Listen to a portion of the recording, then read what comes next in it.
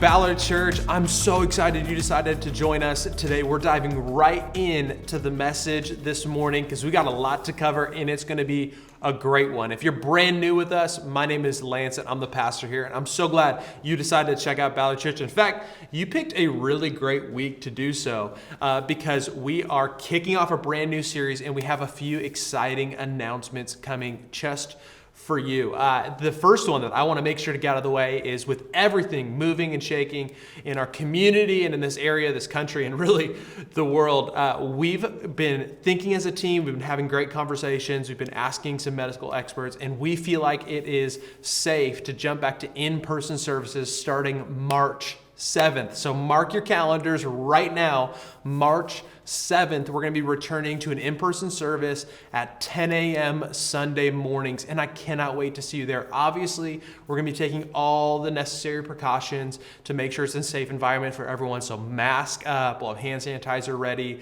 We'll have kids ministry for potty trained and up. So if you have little ones, you can keep them with you right in the service. We have a viewing room for families that is just set up specifically for you guys. So we will have everything ready to go on March 7th. I can't wait to see you there. And if you're sitting at home thinking, you know what, not quite me yet, I'm still waiting on my first shot, maybe the second shot of the vaccine, you know what, I totally understand. You can feel free to continue to join us online. We're going to keep this content going for you from here until eternity. We're going to keep doing online services. And so you do not have to worry if you're gone for a weekend or if you just simply don't feel comfortable coming back yet. We're still going to have you set up. But for the rest of us, March 7th, mark your calendars. I cannot wait to see you there. For this week, I'm kicking off a brand new series called Purpose-Driven Life. And if you've been around church for a while, in fact, if you haven't been around church context for a while even, this may sound familiar to you.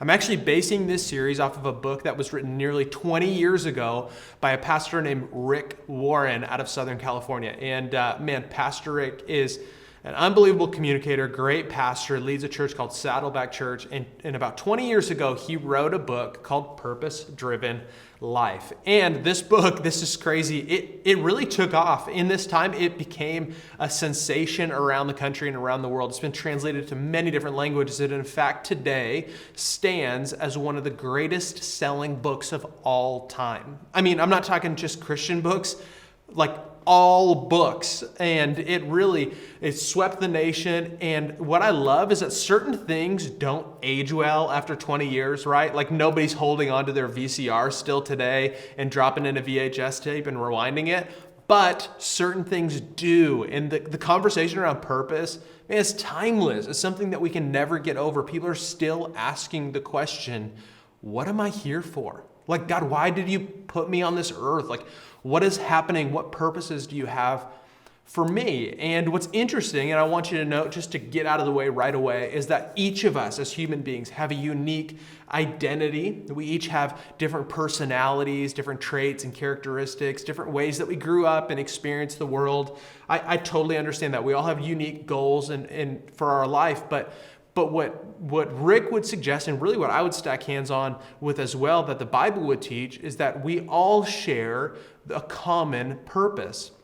And to dial it down and make it a little bit easier, he came up with 5 purposes for our life. 5 purposes for our life that every human being, if we get these purposes in line, really can set us up to win in such a unique way. So here's what I want to challenge you to do. There's going to be a few ways to get engaged with us during this series. The first one is to continue to tune in on Sunday mornings. And guess what? You're already winning. You are completing the first task. Way to go. You are extra spiritual. But just continuing to join in on Sunday mornings is really going to be a great way to stay on track with this series. The second way is to go on Amazon or your local retailer of books, whatever you feel comfortable with, and go purchase the book. I think it's $8 right now on Amazon. You can have it at your house in 2 days, or buy the Kindle version like I did, and you can just run through it on your Kindle. And the book is so amazingly written. It's actually broken up into daily short readings. And so every day you can wake up,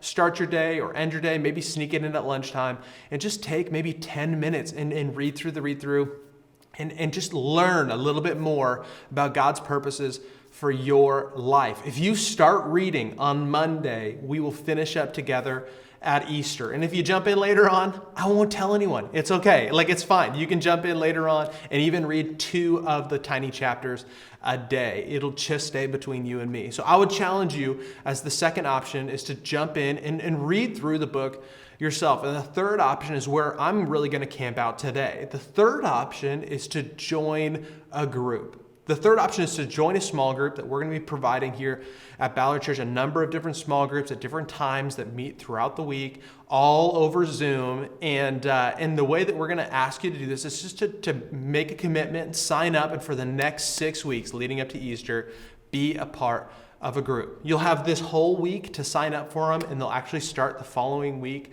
right after March 7th. You're going to find your group and get connected and get involved, and you're going to absolutely love it. But for this week, you just got to sign up. Just make a commitment to be there. And here's why. Here's why I think it's so important and why we decided to launch groups right now.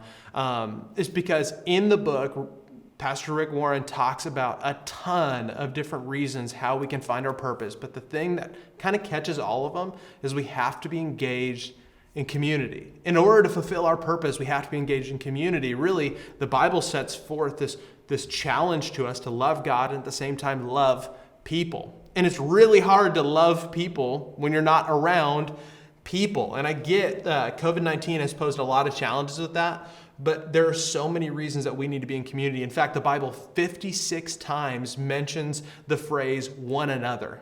That it gives us a command or a challenge to one another, to pray for one another, to help one another, to care for one another, to support one another, to greet one another, to comfort one another. I mean, there's so many challenges, and the only way we can fulfill these one another's of the Bible is to actually be in community. So if you're wondering what the agenda of today's message is, if I have a passive-aggressive agenda, it's not. It's an aggressive agenda. It's not even passive. I'm going to get straight in your face about it. My goal by the end of this message is that you would be confident enough to just at least explore the opportunity of joining a group.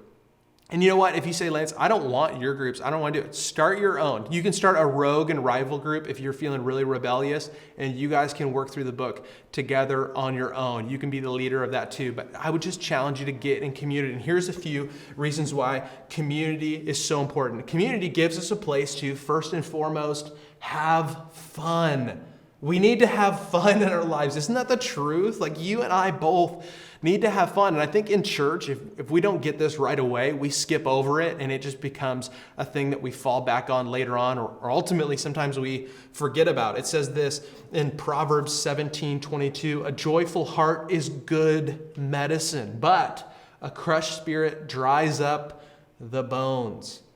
I don't know about you. Have you ever been to a church before and walked away and felt like it just dried up your bones? Like you just felt like, man, something just happened. I do not feel encouraged. I do not have a joyful heart. That was not good medicine. I just feel like my bones are dried up. We believe the purpose of the church and real community should in fact do the opposite, that you can walk in dry and weary bone, just exhausted. And God can bring good medicine, joyful community, and you can have fun together. There's something unique happens when we have fun. The second thing is this, that we can be known. That we can be known. Not only can we have fun in community, but we can be known in community. It says this in Romans 12:5. Since we are all one body in Christ, we belong to each other, and each of us needs all the others. There's a need. It's not just an option or something that we can passively engage with, but there's a need for us to be with other people. And this is not something that's just like a personality thing. This is something so much deeper than that. And I know COVID has made this a challenge, but it's so pivotally important. I came across an article not too long ago of a gentleman who passed away, an older gentleman who passed away in his home. And get this number was staggering to me. It took 2 years for someone to discover his body. And I know that's gross and that's disgusting. That's gross to think about. But more than that, for anything, it's so heartbreaking for me. Heartbreaking for me that he lived a life of such isolation that it took 2 years for anyone to notice that he wasn't around, that he wasn't engaging anymore. And my heart for this city and this community is that it would be a place where people could be known, that people would be actively engaged in your life, that you're not meant to live life by yourself, but really in the community with other people on a deeper level than just, oh yeah, isn't that what I saw on Instagram, or that's what's going on in your life through social media. There's something so much deeper than that. The third thing is this: we can uniquely find freedom. We can have fun, we can be known, but really we need community as a means to find freedom. The Bible really paints this as a unique picture and ties together a relationship with Him, but also a relationship with people as a means to find freedom. Jesus was talking and he said this as a challenge to people when they're breaking community to really re-engage with it in order to find a unique freedom. Therefore, if you are offering your gift at the altar, which is so customary in the Jewish tradition that Jesus was speaking to, is that in order to come close to God, we would need to make an offer or a sacrifice and then once again re-engage with the relationship. So if you're doing essentially what Jesus is saying, if you're doing the most important thing in your faith, and you remember that your brother or sister has something against you, leave your gift there in front of the altar. First, go and be reconciled with them, then come and offer your gift. That before we can really truly understand what it means to engage in a relationship with God, we first have to care about the people that He cares about, which is other people, just like you and just like me, regardless of their background, worldview, political persuasion, all that stuff. God says, if you have something against somebody, if you know there's tension or conflict, do the best you can to resolve it. Why? So you can find a particular brand of freedom in your faith. I mean, there's something that's so powerful about it. And it's just as a reminder, I know some of you are pushing back and saying, that's maybe not for me. This is just such a helpful reminder. Community is less about personality and more about purpose. This is not about your Myers-Briggs being introvert, extrovert. This is not what it's about. Community isn't just tailored for somebody who's more extroverted, but really it's for all of us. It's something that God has wired into each of us. And yeah, the expression might look different, but for each of us, community is so essential for us to have fun, to be known, and ultimately find a unique brand of freedom. It says this in James 5:16. If you weren't sold yet, here it is. Therefore, confess your sins to each other and pray for who? Each other, so that you may be healed. Oftentimes we think to ourselves, if I want to get healed in my life, we reverse the scenario. And if I were to put blanks in here, you'd probably fill it in. Therefore, confess your sins to God and pray to God so that you may be healed, which is not a bad thing, but James is very clear here. This is the brother of Jesus. I mean, this guy is pretty close to the source, that if you want to find a unique brand of healing, you got to talk with people. You got to pray with people. And the easiest way to do that is being in genuine community with others. So I told you this was going to be a hard sell, and I wasn't lying. I mean, I'm going right at it today. And if you walk away and still say community is not for me, at least you are burdened with the knowledge of what it could bring for you, right? At least you're burdened with the knowledge of what it could bring for you. And so here's what I'm going to hard sell you with. The next few points are simply going to be, I think we all need to join a group because we all need. Join a group because we all need. This is like a car salesman pitch. You need to buy this car because you need. No, it's bigger than that. But join a group because we all need. The first thing is this: encouragement. We all need encouragement. We are wired to receive encouragement. In 1 Thessalonians, Paul, the author of the majority of the New Testament, wrote this. It's so insightful. Therefore, encourage one another and build each other up, just as in fact you are doing. And I'm going to leave it here for a second because here's what he does. This is masterful. You read over it quickly and you kind of miss it. But this is interesting. In one sentence, he gives a command and demonstrates it. In one sentence, he gives a command to encourage one another and build each other up, and then he just sneaks it in there, just as in fact you're doing. You're doing such a good job of it. You are so good at encouraging people. And there he is, commanding something and demonstrating it at the same time. It's so tricky how he does that, but here's what he realizes, that people are motivated by encouragement, not by fear, not by shame, not by guilt. Here's what we realize, and really psychologists have realized this for a while now too, but the Bible stacks hands on this as well, is that guilt and shame don't produce lasting change. That guilt and shame don't produce lasting change in somebody's life. Really, it'll just produce an environment that they want to avoid. And some of you may have experienced that through dealing with your families growing up, that maybe you were in an environment where guilt and shame was the major tool utilized in order to get life change out of you. And it worked for a while until you realized you didn't have to be around it anymore. And you moved out and you got away from it and you said, that's not anything I want to be a part of. And unfortunately, that might summarize your experience with the church. That for you, growing up in a church environment, Mel, I'm so afraid of making a mistake because I'm going to feel guilty and shameful, and everyone at the church is going to rub it in my face, and I'm no longer going to be welcome or accepted or celebrated. And let me just tell you this is an environment, we don't celebrate sin, but at the same time, we realize that guilt and shame are not tools that God uses to help us change. That he looks at us, makes the first move, brings grace and redemption, and encourages us to take a step in the right direction. And I think a group can really work in the same exact way. Here's what it says in Hebrews 10:25. Let us not give up on the habit of meeting together. Instead, let us encourage one another. For some of us, not meeting together has been heartbreaking. And if I'm being really honest, I have missed people. When I talk about personality, I am extroverted by nature. I love being around people. I get filled up by that. I miss being at church. I miss seeing everybody's faces, and I miss this dynamic. But the good news is, and thankful for technology, that we still have the opportunity to encourage one another over Zoom and get together with different people. And so I would challenge you, make this a priority, make encouragement a priority, not only to receive it, but at the same time, be giving it. And if you're looking for encouragement overwhelming on social media or the media in general, I'm telling you, it might be difficult to find. But if you set up a group with the intention of finding a safe place to be encouraged, man, it could be pretty awesome. And now that encouragement is out of the way, let's get to the nitty-gritty. I had to start with something fun so we can move on to something a little bit deeper. Here's the reality is that if we don't understand encouragement, the second thing that we really are going to get from groups is reality checks. We're going to get a reality check because when we're not around other people, we start to forget what it's like to be human.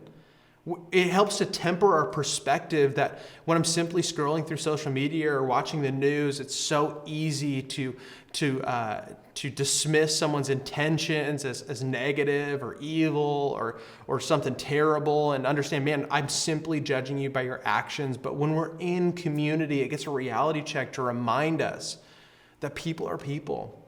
People are flawed and imperfect, but oftentimes trying their best. That based on what they've experienced, what they grew up, what they were taught, they're doing the best they can with what they have. And when we're reminded of that, it helps us to look at one another with the compassion and grace that God first looked at us with.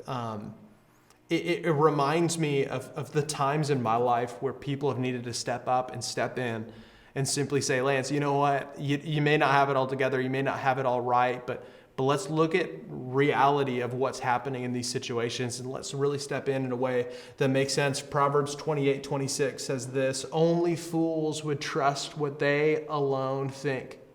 But if you live by wisdom, you will do all right. That somehow that being in community unlocks the key to wisdom. And wisdom, if you want to talk about a priority that God would have in his kingdom, wisdom is very, very, very high on that list. In fact, in the Old Testament, we see this exchange between this guy named Solomon and God. And God said, you know what, you can ask for anything. And Solomon asked for wisdom. And you can tell it just overjoyed the heart of God, and it was granted unto him. If you were thinking about your kids, or maybe the kids you want to raise one day, wouldn't you want them to be characterized as wise? If you had people talking behind your back, wouldn't you want them talking about you as wise? Well, the Bible teaches that the only way to unlock wisdom is to be in community, and that if we're left to our own devices, oftentimes we can get ourselves into trouble. The third thing is simply this, that it provides spiritual strength. And I'm going to be honest, it provides spiritual strength in a season where a lot of us don't feel strong in our faith. The conversation that I've had numerous times with people throughout the length of this pandemic is that it just feels like it's worn on their faith. That maybe in the moments where they don't feel strong, it's harder and it feels more elusive to lean on God, just because there's something that community can bring. In the moments where we often feel weak is when God is able to step in and bring in a unique brand of strength. And in Ballard here, I just don't like walking around at night alone. I don't know what it is. It's just like me. It can be even in our quaint little neighborhood. Like it's just something about walking alone by yourself at night. It just freaks you out. Have you ever had to walk down like a dark alley all by yourself? But there's something so different if there's people walking with me. Even if there's just one person walking with me in a dark alley. Like there's something that happens in unity. Let's even say it's my 2-year-old daughter, Winter. I mean, even if Winter's walking with me in a dark alley, at least I'm reassured that if something were to happen, I could pick her up and use her as a shield to block off the people. I'm just kidding. That is so messed up. No. But here's the reality is that we know when we're in community, when we're with other people, there's some strength that comes with that. And I think the same thing is true for our faith. In Proverbs 11:14, it says this: where no counsel is, the people fall. But in the multitude of counselors, there is safety. There's safety. There's a spiritual strength when you have other people vying into your life. Maybe you are at the crossroads of a big decision, and you just need to have a conversation with somebody. My wife knows this more than anybody. In fact, the team here knows this really well too, is I'm a verbal processor. It just is what it is. And I realize there's varying degrees of that, but I am a verbal processor. It doesn't matter if it's what cereal am I going to have in the morning. I'm calling up our worship leader, Taylor, and I'm saying like, hey man, I got 2 incredible options. I got Reese's Puffs, and then I got Honey Bunches of Oats, and I know one's better for my heart health, but I'm just wondering if today, and he's like, man, what are you talking about? Why are you calling me up about this? Like what? It doesn't matter if it's a big decision, a church decision. I'm a verbal processor, and to some degree, I know you are too.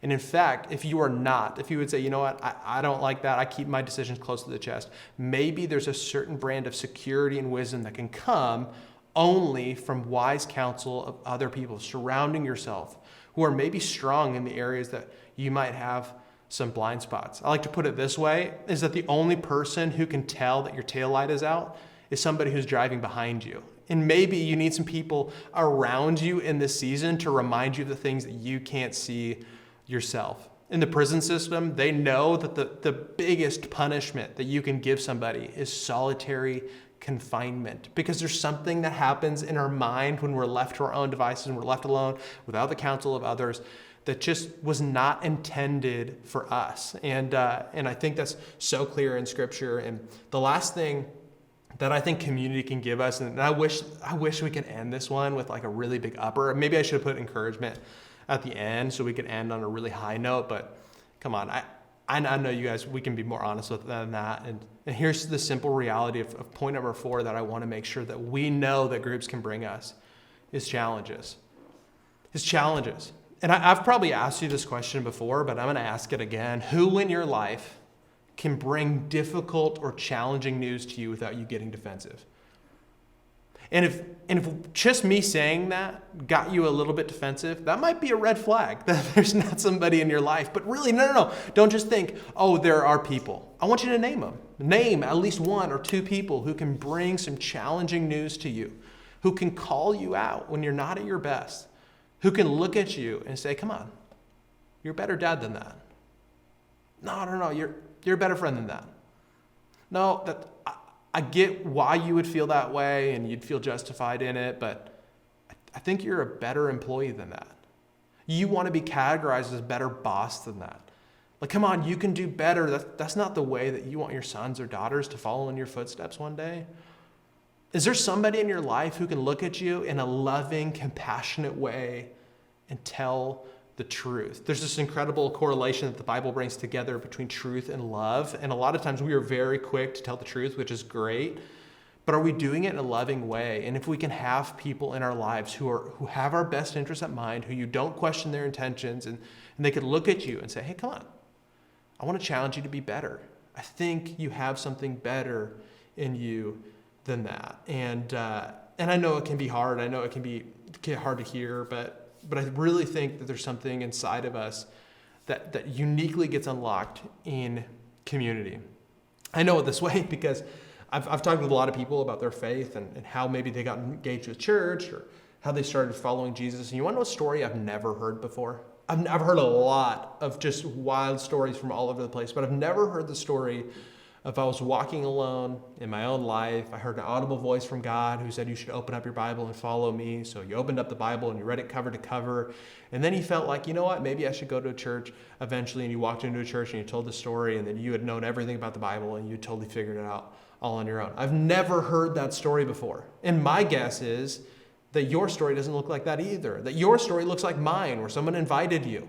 And maybe you said no, but they invited you again, and they were persistent, and they got in your life, and they continued to challenge you, and they encouraged you to take next steps. And it wasn't unless that other person, that pivotal figure in your life, challenged you to take those steps, that you would be doing it still today. Here's what we learn in 1 Corinthians 12:26. If one member suffers, all suffer together.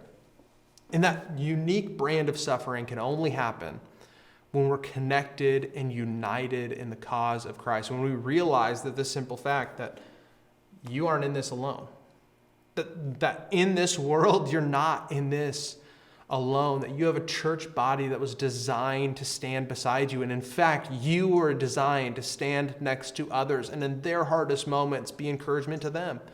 Be a challenge to them. Be a reality check to them that you were designed to be their source of spiritual strength, and that when others suffer, you stand beside them and suffer, and that in your hardest moments, you would invite people in to stand beside you as well. That in the nights where you can't sleep, in the moments where you feel full of doubt and insecurity, when you're wondering, will this ever end, that you have an opportunity to call somebody to stand beside you, and that you are not alone in this process. There's an incredible Dustin Wills quote that I absolutely love, that I think really teaches us a lot about what it means to be in community together. In Acts, the biggest advances of the gospel in the New Testament happened through ordinary people. That's people like you and people like me. Of all the miracles in Acts, 39 of 40 were done outside of the church. We need to expect that kind of ratio today. And isn't that the truth? That today, we need to expect God to work in the interactions between you and I, maybe the phone calls, the Zoom meetings, the things that we didn't expect. They weren't necessarily set up to be holy and sacred moments and holy and sacred spaces, that it really could just mean that God shows up when people get in community. So, there's my challenge and there's my sales pitch. To go on to ballardchurch.com, simply explore what it would mean to join a group, and just stick with it. Man, I'm not going to make you sign in blood, and I'm not going to check your attendance. It's none of that kind of stuff. But really, this is an opportunity for you to take a next step in your faith. And if you're like me in this season, in the moments where you haven't necessarily felt spiritually strong, where you haven't felt encouraged, maybe where you begin to blur the lines of reality and people's intentions, and to be honest, you've been left to your own devices for a while, and you're in need of a challenge. You're in need of somebody calling you to a higher standard of your life. Maybe this is a moment where we can simply reflect, and not in a way that produces guilt or shame, but really that challenges us to move forward with encouragement of God's grace and hope for our lives. That maybe we just take a moment to simply reflect and say, God, what are you going to teach me in this season? As we walk through the 5 purposes that are outlined in Scripture for our life, God, what would you want to teach me to begin with? Can you just really renew my mind, start over fresh, give me the discipline and faith to stick with this challenge? At the end of it, who knows? Maybe, God, you would reveal to me the purpose that I've been looking for a really long time. So before we close, I like to set apart a quick moment where we can just really listen. We can set things aside and just simply take a moment and believe that God can still speak today, and that God, and just maybe even a still small voice of your heart that might get confused with your conscience even, would speak to you and remind you of what his purposes are for your life. Would you join me in just simply listening to this worship song and ask the question, God, what are you trying to do in my life? Let's listen.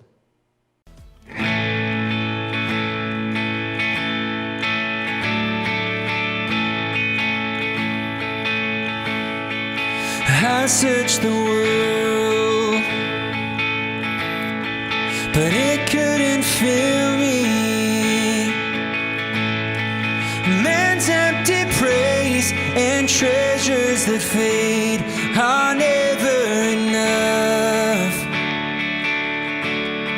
Then you came along and put me back together,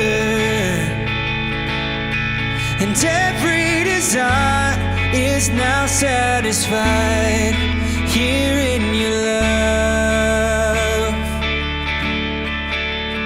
Oh, there's nothing better than you. There's nothing better than you.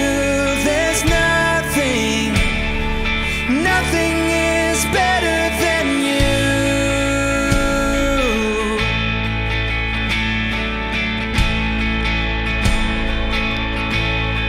I'm not afraid to show you my weakness, my failures and flaws. Lord, you've seen them all, and you still call me friend. 'Cause the God of the mountain is the God of the valley, and there's not a place your mercy and grace won't find me again. Oh, there's nothing better than you. There's nothing better than you. There's nothing, nothing